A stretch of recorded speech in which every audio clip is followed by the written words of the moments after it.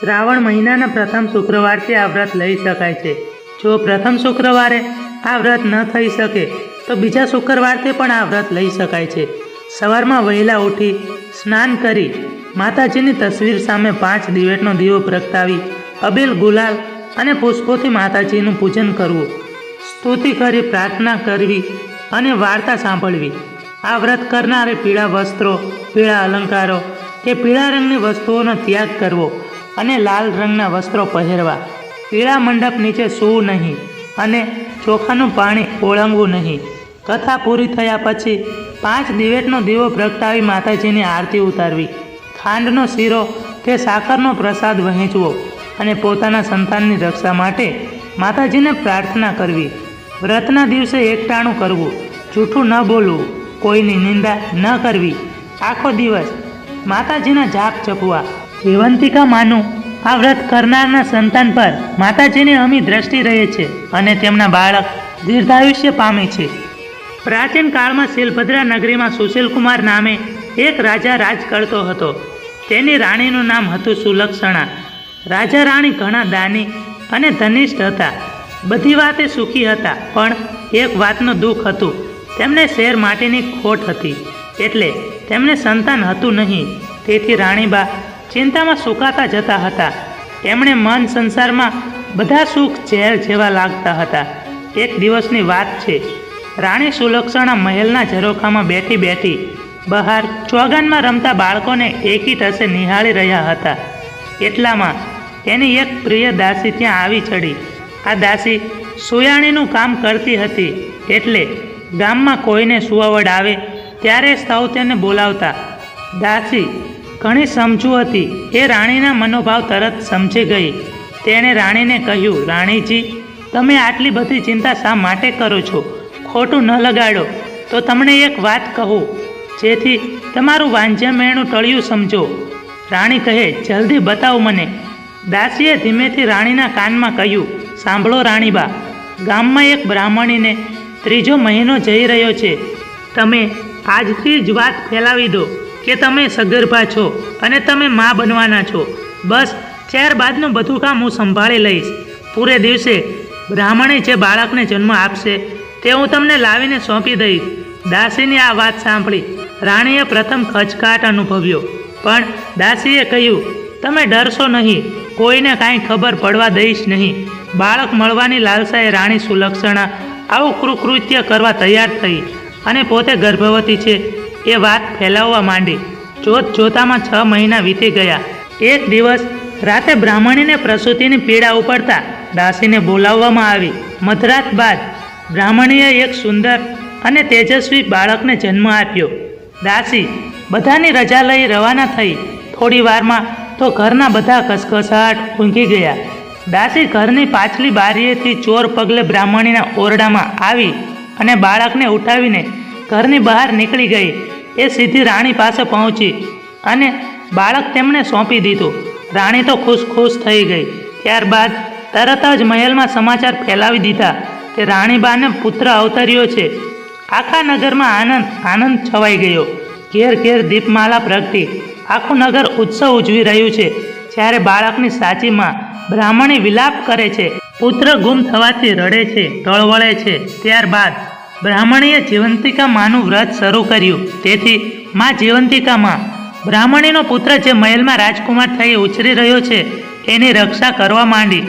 રાણીએ તેનું નામ શિલસેન પાડ્યું હતું. શિલસેન મોટો થવા લાગ્યો. એ યુવાન થયો ત્યારે રાજા સુશીલકુમાર અને પેલી બ્રાહ્મણીનો પતિ મરણ પામ્યા અને શિલસેન રાજગાદીએ બેઠો. તે ઘણો દયાળુ અને ધનિષ્ઠ હતો.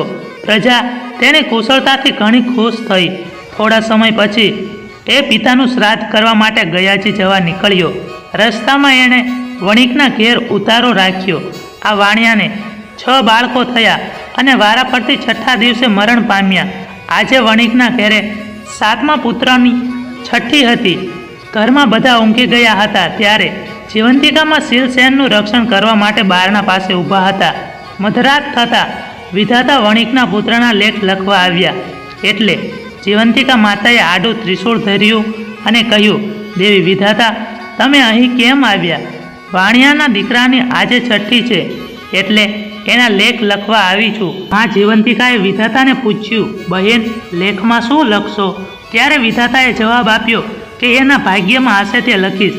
આ બાળક કાલે સવારે મરણ પામશે.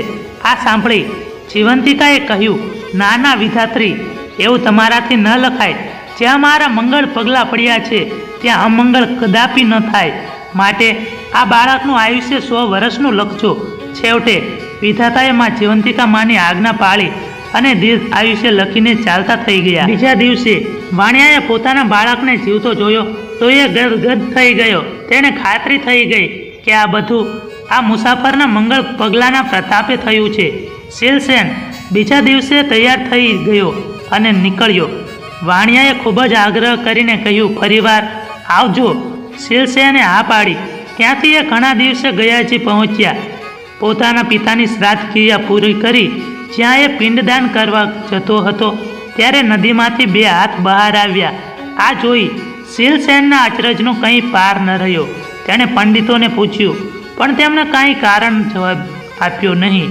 આમાં બીજો હાથ કોઈ દેવીના હાથ જેવો લાગતો હતો. એણે પિંડદાન હાથમાં મૂકી દીધો. આમ શ્રાદ્ધ ક્રિયા પતાવી શીલસેન પોતાને ગામ આવવા નીકળ્યો. ફરતો ફરતો શીલસેન બરાબર 1 વર્ષે પહેલાં વાણિયાને ઘરે આવી ચડ્યો. રાતવાસો રોકાયો. એ દિવસે વાણિયાને ત્યાં ફરી બીજા બાળકનો જન્મ થયો હતો અને આજે 6 દિવસ થયા હતા. રાત પડતા જ વિધાતા છઠ્ઠીના લેખ લખવા આવ્યા તો માં જીવંતિકાએ તેમણે રોકીને કહ્યું, આજે પણ તમે 100 વર્ષનું આયુષ્ય લખજો. વિધાતાએ માતાજીની આજ્ઞા માન્ય આપી. લેખ લખીને પાછા વળતી વખતે જીવંતિકા માને પૂછ્યું, તમે આ રાજકુમારનું રક્ષણ શા માટે કરો છો? આ ક્ષણે શીલસેનની આંખ ખુલી ગઈ. તેણે કોઈક વાત કરી રહ્યું હોય એવું લાગ્યું. તે ચૂપચાપ પથારીમાં પડ્યો આ સંવાદ સાંભળવા લાગ્યો. માં જીવંતિકાએ કહ્યું, દેવી વિધાતા, આ રાજકુમારની માતા વર્ષોથી શુક્રવારનું મારું વ્રત કરે છે. તે દિવસે પીળા વસ્ત્રો પહેરતી નથી, પીળા અલંકારો પણ ધારણ કરતી નથી, ચોખાના પાણીને ઓળંગતી નથી અને પીળા માંડવા નીચે જતી નથી.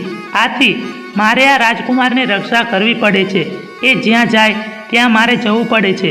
એના લીધે આજે હું વાણિયાને ઘેર આવી છું. જ્યાં સુધી વાણિયાને ઘેર મારો વાસ છે ત્યાં સુધી હું બાળકનું અહિત સી રીતે થવા દઉં. ભલે, કહી વિધાતા જતા રહ્યા. આ સાંભળી શીલસેન વિચારમાં પડ્યો. તેણે માતા કોઈ વ્રત કરતી નથી તે યાદ હતું નહીં. છતાં એણે માતાને પૂછી ખાતરી કરવા નક્કી કર્યું. સવાર થતાં વાણિયાએ જોયું તો બીજો દીકરો પણ જીવતો હતો. એટલે તેણે લાગ્યું, આ શીલસેન કોઈ મહાન માણસ લાગે છે. બીજે દિવસે શીલસેન રજા માગી વાણિયાને ત્યાંથી આનંદથી નીકળ્યો. ઘણા જ દિવસે શીલસેન પોતાના નગરમાં પહોંચ્યો. મહેલે જઈને કહ્યું, માં, તમે કયું વ્રત કરો છો? બેટા, હું કોઈ વ્રત કરતી નથી, રાણી સુલક્ષણા બોલી. આથી શીલસેનને શંકા પડી કે મારી સગીમાં આ નથી. પોતાની માને શોધી કાઢવા માટે એણે શ્રાવણ માસના પ્રથમ શુક્રવારે આખી નગરીને જમવાનું આમંત્રણ આપ્યું. સાથે સખ્ત સૂચના આપી કે પીળા વસ્ત્ર પહેરીને જ આવવું. બધા જમવા આવ્યા ત્યારે શીલસેને આજ્ઞા કરી, નગરમાં તપાસ કરાવો, કોઈ રહી તો નથી ગયું ને? થોડી વારે અનુચરોએ આવીને જણાવ્યું, બ્રાહ્મણી પીળા વસ્ત્ર પહેરવાની ના પાડે છે. આજે એને પીળા વસ્ત્ર નહીં પહેરવાનું વ્રત છે. આ સાંભળી રાજકુમાર ગદગદ થઈ ગયો. તેણે તરત જ બ્રાહ્મણી માટે લાલ રંગના વસ્ત્રો મોકલાવ્યા. એ પહેરીને બ્રાહ્મણી આવી. શીલસેને આવતા તેના ધાવણની દૂધથી છેર વસૂટી અને શીલસેનના મોંમાં પડી. આ જોતાં જ નગરજનો અચરજમાં પડી ગયા અને ચોંકી ગયા. એકી અવાજે બોલ્યા, આ જ રાજકુમાર શીલસેનની માતા છે. ત્યારબાદ શીલસેને રાણી સુલક્ષણાને બધી વાત પૂછી.